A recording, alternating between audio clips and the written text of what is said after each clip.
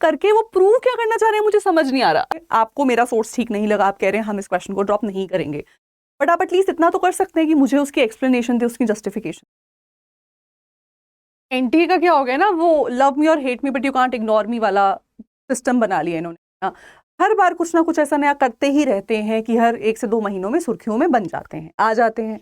अभी जैसे जून का एग्जाम हुआ था, पेपर 1 में बड़े अजीबोगरीब क्वेश्चंस पूछे गए, मूवीज की क्रोनोलॉजीज पूछी, कोई मतलब नहीं बनता ऐसे क्वेश्चंस का, फिर भी चलो पूछ लिया आपने। आपने इतने सारे पेपर 2s को इतना out of the box difficult बना दिया, नॉन सेंसिकल बना दिया। इंग्लिश में इतने सारे क्वेश्चंस गलत थे, पॉल साइंस में इतने गलत थे। मैंने खुद अपने हाथों से 8 क्वेश्चन चैलेंज किए थे, और कुछ तो हमारे ऐसे क्वेश्चन थे तो चैलेंज होने बनते ही थे, उन क्वेश्चंस का ड्रॉप होना बनता ही था या आंसर बदलना बनता ही। कोई भी क्वेश्चन आपने ड्रॉप नहीं किया इंग्लिश में, कोई भी क्वेश्चन ड्रॉप नहीं हुआ है। लार्जली पेपर 1 से एक आधा ड्रॉप हुआ है, बाकी पेपर 2 का कोई भी ड्रॉप नहीं हुआ है। और फिर मैंने क्या किया, जब मैं इसके ऊपर सेशन कर रही थी लाइव, मैंने और आपके खोल खोल के देखे सब्जेक्ट्स, है ना। जैसे ये इंग्लिश का पीडीएफ है, आप देखेंगे यहाँ पे एक क्वेश्चन ड्रॉप हुआ है और एक का क्वेश्चन उन्होंने 2 अल्टरनेटिव ऑप्शंस दे दिए हैं। बाकी पेपर 2 में एक भी क्वेश्चन ड्रॉप नहीं किया, जबकि हमारे पास गारंटेड सोर्सेज थे, बुक सोर्सेज थे, पीडीएफ थे, गवर्नमेंट सोर्सेज थे जो बता रहे थे कुछ क्वेश्चंस को चेंज होना चाहिए था या ड्रॉप होना चाहिए। करके वो प्रूव क्या करना चाह रहे हैं मुझे समझ नहीं आ रहा। अच्छा, फिर मुझे लगा मेरी सब्जेक्ट की बात है, मैंने दूसरे सब्जेक्ट्स उठा उठा के देखे। आप जितने भी दूसरे मेजर सब्जेक्ट्स फॉर एग्जाम्पल जब देखते हैं, तो पॉलिटिक्स, पॉलिटिकल साइंस वगैरह जैसे सब्जेक्ट, जहां पर पुनीत सर ने भी मेरे सामने, हम लोगों ने साथ में बैठ के क्वेश्चंस को चैलेंज किया था, एक ही क्वेश्चन वहां ड्रॉप हुआ है, जबकि कई सारे क्वेश्चंस अगेन चैलेंज किए गए थे। लिटरली सभी बड़े सब्जेक्ट्स में आप अगर देखेंगे यही हुआ है, उन्होंने यही किया है। मैं ज्योग्राफी को खोल देती हूँ, ज्योग्राफी में भी आप देखेंगे तो दूर दूर तक कोई भी क्वेश्चन ड्रॉप नहीं दिखेगा।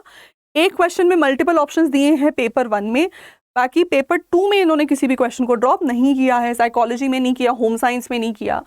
ये सब करके अब ये आप लोगों से 200-200 रुपए जोड़कर ये कर रहे हैं। चलिए ठीक है, फाइन, मान लीजिए आपको मेरा सोर्स ठीक नहीं लगा, आप कह रहे हैं हम इस क्वेश्चन को ड्रॉप नहीं करेंगे, बट आप एटलीस्ट इतना तो कर सकते हैं कि मुझे उसकी एक्सप्लेनेशन दे, उसकी जस्टिफिकेशन। आपने क्वेश्चन को चैलेंज करने का इतनी बड़ी प्रक्रिया बना रखी है, आपने उसको एक पेड प्रोसेस बनाया है। हर स्टूडेंट के लिए पहली बात तो वो फीजिबल है नहीं। स्टूडेंट्स को उसकी टेंशन ना रहे, इसके लिए हम टीचर्स इस बार आगे आए। अड्डा 24/7 पे हमने आपके लिए अपने अपने सब्जेक्ट्स के और दूसरे सब्जेक्ट्स के भी क्वेश्चंस को चैलेंज किया कि चलो ठीक है, let's do it at a corporate level so that students को सिर्फ बेनिफिट ही मिले, कोई नुकसान ना हो। पर नुकसान तो हुआ है ना, नुकसान हुआ है। जब एक बच्चा, एक कैंडिडेट जो बिल्कुल लाइन पे खड़ा है, एज पे खड़ा है कि मेरे मैम बस एक क्वेश्चन भी ड्रॉप हो गया ना मैम, मेरा मार्क पड़ जाएगा, मेरा सिलेक्शन हो सकता है, या मैम मेरा नेट तक तो हो रखा है ना मैम, जेआरएफ हो सकता है। ऐसे बच्चे को जब पता लगता है यार कि नाजायज क्वेश्चन को भी ड्रॉप नहीं किया गया, तो बहुत बुरा लगता है यार उसको। 6 महीना एक एग्जाम के रिजल्ट के लिए वेट करना बहुत ही डिफिकल्ट है।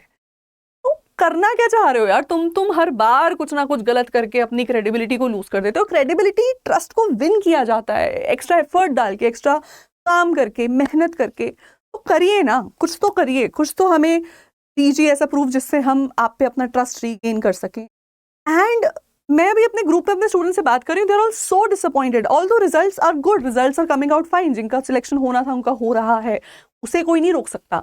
लेकिन कई बार ऐसा लगता है रिजल्ट को देख के यार कि इस बार किस्मत मेरा साथ नहीं दे रही, और फिर बच्चा बोलता है मैम एनटीए वाले, यूजीसी वाले जो हमारा साथ नहीं दे रहे हैं। तो ये बोल के सुन के अच्छा नहीं लगता है, क्योंकि यूजीसी के साथ बच्चे का कनेक्शन तो नहीं टूटेगा ना। ये बच्चा जो अब यूजीसी के अंडर नेट क्वालिफाई करता है वही आगे किसी कॉलेज में जाएगा, तो वो तो यूजीसी अप्रूव्ड कॉलेज या यूनिवर्सिटी होगी। पे स्केल जो आएगा, जो भी इंक्रीमेंट आएगा, सब यूजीसी के अंडर आएगा। यूजीसी पे ट्रस्ट होना बहुत जरूरी है, पर ये सब करके यूजीसी कहीं ना कहीं अपने ट्रस्ट को लूज करता है। आपके सब्जेक्ट में क्या रहा? क्या आपके सब्जेक्ट में क्वेश्चन ड्रॉप हुए नहीं हुए? मैंने मेजॉरिटी सब्जेक्ट्स जितने भी बड़े मेजर सब्जेक्ट्स हैं खोल के देखे हैं, इक्का दुक्का कोई क्वेश्चन ड्रॉप हुआ है, वरना क्वेश्चन ड्रॉप नहीं हुए हैं। जबकि 8-8, 9-9, 10-10 क्वेश्चन भी चैलेंज किए। अगर वो चैलेंजेस गलत हैं तो हमें उसका सबूत दे दो, हमें बता दो क्यों हमारा चैलेंज गलत है।